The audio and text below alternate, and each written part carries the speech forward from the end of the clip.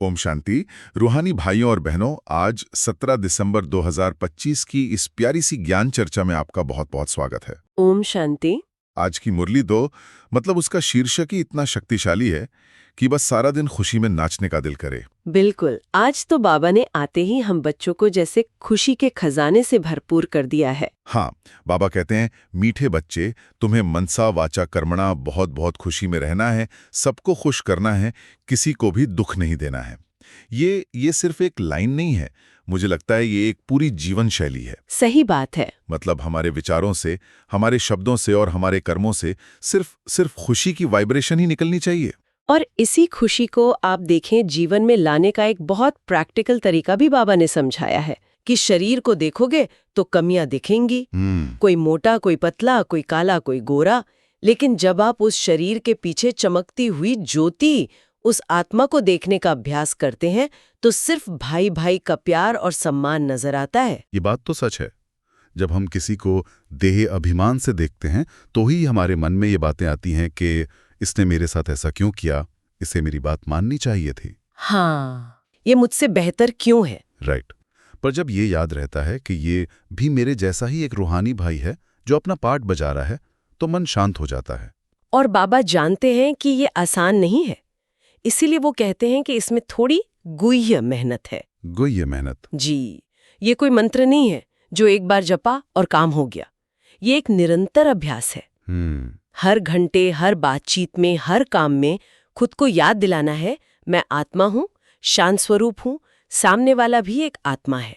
लेकिन असल जिंदगी में जब हम काम के प्रेशर में होते हैं या घर की जिम्मेदारियों में उलझे होते हैं, तब ये स्मृति कैसे बनाए रखें? ये तो भूल ही जाता है। आपने बहुत ही प्रैक्टिकल सवाल पूछा है। और देखिए, यहाँ बाबा हमें एक बहुत सुंदर अभ्यास देते हैं। सोचिए, हम अपने मोबाइल फोन को रोज चार्ज करना कभी नहीं भूलते, है ना? नहीं, बिल्कुल नहीं। क्यों?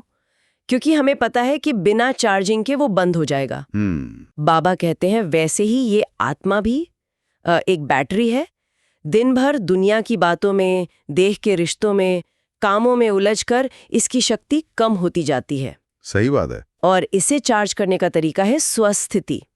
जब हम एक सेकंड के लिए भी रुक कर ये सोचते हैं कि मैं ये शरीर नहीं, मैं एक चमकती हुई शांत पवित्र आत्मा हूं, तो हम उस पल के लिए दुनिया की सारी समस्याओं से ऊपर उठ जाते हैं। अच्छा। और फिर जब हम बाप को यानी शिव बाबा को याद करते हैं तो वो चार्जिंग का प्लग लग जाता है। वाह। शिव बाबा ज्ञान, शांति, प्रेम और सुख के सागर हैं। जब हम उनसे बुद्धि का योग लगाते हैं तो उनकी शक्तियां हमारे अंदर बहने लगती हैं, आत्मा की बैटरी फुल चार्ज हो जाती है। तो फिर दुख देने और लेने का तो सवाल ही नहीं उठता ही नहीं। इसीलिए बाबा कहते हैं आत्मा आत्मा को दुख नहीं दे सकती। दुख तो तब होता है जब हम खुद को और दूसरों को शरीर समझते हैं। सही है। मुरली में एक प्रश्न उठता है कि डबल अहिंसक बनने वाली बच्चों को कौन सा विशेष ध्यान रखना है। हाँ, ये मैंने भी पढ़ा। तो बाबा समझाते हैं कि सिर्फ हाथ से किसी को चोट पहुंचाना ही हिंसा नहीं है, बल्कि कड़वे बोल बोलना, किसी को वाचा से दुख देना, वो भी हिंसा है। हमारी चलन, हमारा व्यवहार वो देवताओं जैसा रॉयल होना चाहिए। चलिए इसी बात को थोड़ा और गहराई से समझते हैं। ये जो डबल अहिंसक का कॉन्सेप्ट है, ये बहुत गहरा है। आमतौर पर दुनिया में अहिंसा का मतलब तो बस शारीरिक हिंसा ना करना, बस उतना ही समझा जाता है। लेकिन यहाँ तो बात मन और वचन की भी हो रही है। हाँ। तो असल जिंदगी में इसे अमल में कैसे लाएं? क्योंकि कभी कभी ना चाहते हुए भी मुख से कुछ ऐसा निकल ही जाता है। इसका देखिए बहुत सुंदर समाधान बाबा ने दिया है, आत्मिक दृष्टि का अभ्यास। अच्छा। बाबा कहते हैं अपने को आत्मा समझो और सामने वाले को भी आत्मा यानी अपना भाई देखो। जब हमारी दृष्टि शरीर से हटकर आत्मा पर टिक जाती है ना, तो दुख देने का भाव ही खत्म हो जाता है। पहली प्रतिक्रिया क्या होती है? गुस्सा, बहुत गुस्सा आता है। हाँ, शरीर को देखकर गुस्सा आता है कि इसे गाड़ी चलानी नहीं आती, और हम हॉर्न बजाने लगते हैं या कुछ बोल देते हैं। हाँ, ये तो रोज होता है। लेकिन उसी पल अगर हम एक सेकंड के लिए रुक कर सोचें, ये एक आत्मा है, मेरा भाई है, शायद किसी बहुत बड़ी इमरजेंसी में है, हो सकता है कोई अस्पताल जा रहा हो, तो जैसे ही ये संकल्प मन में आता है, गुस्सा तुरंत शांत हो जाता है। यही है आत्मिक दृष्टि का जादू। ये हमें वाचा की हिंसा से सहज ही बचा लेता है। मतलब वृत्ति बदली तो वाणी अपने आप शीतल हो गई। बिल्कुल। और बाबा ने इसमें एक और शब्द जोड़ा है, रॉयल्टी। हमारी चलन देवताओं जैसी रॉयल हो। हाँ, तो इसका मतलब क्या सिर्फ अच्छे कपड़े पहनना या धीरे धीरे बोलना है या कुछ और है? नहीं नहीं, ये रॉयल्टी बाहरी नहीं बल्कि ये आंतरिक है।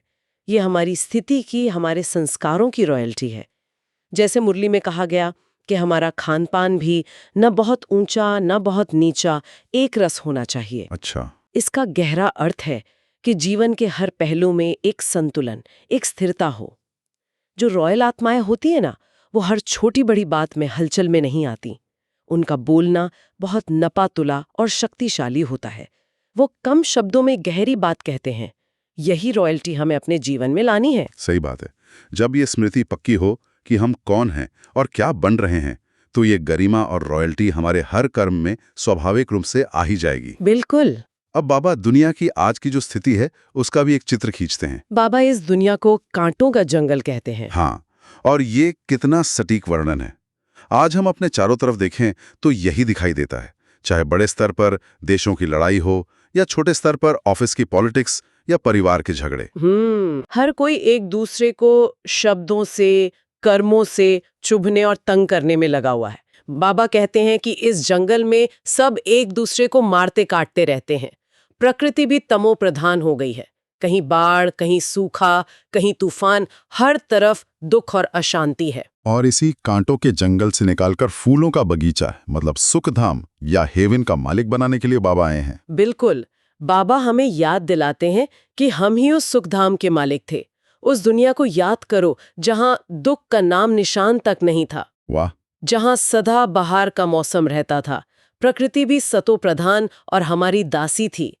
कोई बीमारी नहीं, कोई चिंता नहीं। हम उस दुनिया के मालिक थे और अब फिर से बन रहे हैं। तो बाबा एक लिबरेटर और गाइड के रूप में आए हैं। हाँ, जो हमें इस दुख के विषय सागर से निकालकर सुख के क्षीर सागर में ले जा रहे हैं। अच्छा, भक्ति मार्ग में भी हम विष्णु को क्षीर सागर में लेटे हुए दिखाते हैं। अब समझ आता है कि वो चित्र इसी भविष्य की दुनिया का प्रतीक है। बिल्कुल, वो सब गायन इसी संगम युग का है। बाबा कहते हैं कि ये हमारा अंतिम जन्म है। इस एक जन्म में अगर हम पवित्रता का व्रत धारण कर लें, तो इस एक जन्म के बदले में हमें 21 जन्मों के लिए उस पावन दुनिया की बादशाही मिलती है। ये तो बहुत ही श्रेष्ठ सौदा है ना? ये पढ़ाई ही हमें कांटों जैसे स्वभाव से बदलकर फूल जैसा दैवी गुण संपन्न बनाने की है। और इस बदलाव का जो सबसे मुख्य आधार है, उस पर बाबा ने आज बहुत जोर दिया है, और वो है पवित्रता। हाँ, बाबा की ये लाइन तो दिल को छू जाती है। भल गृहस्थ व्यवहार में, प्रवृत्ति मार्ग में रहो, परंतु कमल फूल समान पवित्र रहो। हाँ, क्योंकि बाबा कहते हैं सारा मदार पवित्रता पर है। यानी कि जो पूरी ज्ञान की इमारत है, हमारी नई दुनिया की स्थापना का आधार, वो पवित्रता ही है। पवित्रता को ही सुख और शांति की जननी कहा गया है। जब जीवन में पवित्रता आती है तो बाकी सब गुण, शांति, प्रेम, खुशी, वो अपने आप आ जाते हैं।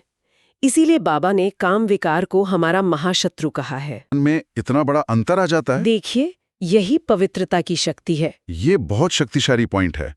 ये हमें पवित्रता की असली कीमत समझाता है। और ये सिर्फ शारीरिक ब्रह्मचर्य की बात नहीं है ना? नहीं, बिल्कुल नहीं। ये मन की, संकल्पों की, दृष्टि और वृत्ति की पवित्रता है। जब हमारे विचारों में, हमारी आंखों में सबके लिए एक शुद्ध भावना होती है, तो हमारा आभा मंडल ही बदल जाता है। लोग हमसे मिलकर शांति का अनुभव करते हैं। यही पवित्रता हमें 63 जन्मों के पुजारीपन से निकालकर एक जन्म में पूज्य देवता बनाती है। हम भी मंदिरों में पूजे जाने वाले देवी देवता थे। बस इस अंतिम जन्म में पवित्रता का व्रत लेकर हम फिर से 21 जन्मों के लिए उस पूज्य पद को पा सकते हैं। तो हमने समझा कि डबल अहिंसक कैसे बनना है, इस कांटों के जंगल से कैसे निकलना है, और पवित्रता का महत्व क्या है। लेकिन इन सब बातों को जीवन में धारण करने के लिए एक बहुत शक्तिशाली स्थिति की जरूरत है। हाँ, और मुझे लगता है वही स्थिति आज का वरदान है। हाँ, आज का वरदान मानो इन सभी शिक्षाओं को प्रैक्टिकल में लाने की एक चाबी है। बाबा ने वरदान दिया, ड्रामा की नॉलेज से अचल स्थिति बनाने वाले प्रकृति व मायाजीत भव। चलिए इसे थोड़ा खोल के समझते हैं। ये अचल स्थिति, इसका असल में मतलब क्या है? अचल स्थिति का अर्थ है मन की एक ऐसी अवस्था जिसमें कोई हलचल ना हो, कोई भी हलचल ना हो। बाहर परिस्थिति कैसी भी हो, चाहे प्रकृति की तरफ से कोई आपदा आए, शरीर बीमार हो जाए या फिर माया की तरफ से कोई व्यक्ति अपमान कर दे, कोई धोखा दे दे।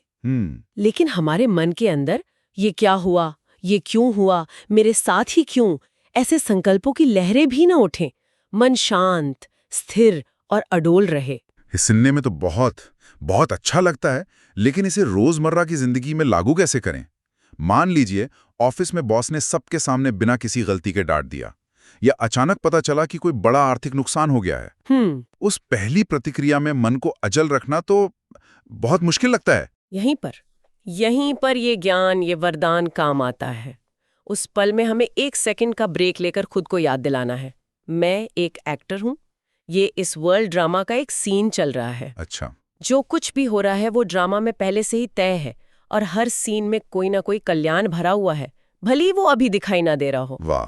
जैसे ही ये शक्तिशाली संकल्प मन में आता है, घबराहट या गुस्से की जगह मन में आवाज आती है, वाह मीठा ड्रामा वाह। मतलब सिर्फ मुंह से नहीं बोलना है वाह ड्रामा, बल्कि अंदर संकल्प के स्तर पर भी कोई हलचल ना हो, हाय ये क्या हो गया, ये भाव भी ना आए। बिल्कुल, ये तो बहुत ऊंची अवस्था का अभ्यास है, और यही अभ्यास हमें करना है। हाँ। जब कोई समस्या आती है तो हम क्या करते हैं?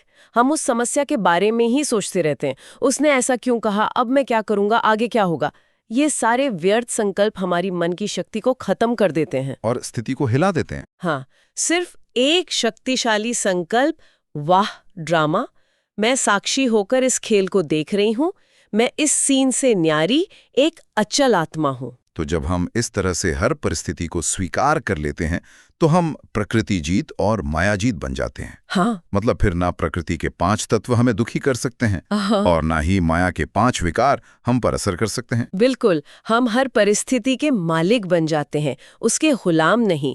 यही है मालिकपन की सच्ची स्थिति, जो ड्रामा के हर सीन को, चाहे वो सुख का हो या दुख का, खुशी खुशी स्वीकार कर लेता है, वही सच्चा विजयी है। तो आज की मुरली का सार बहुत ही स्पष्ट और बहुत शक्तिशाली है।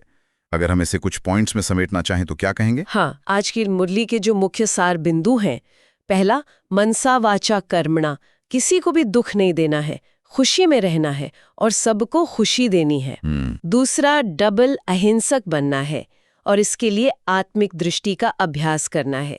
सबको शरीर के रूप में नहीं बल्कि आत्मा भाई के रूप में देखना है। सही।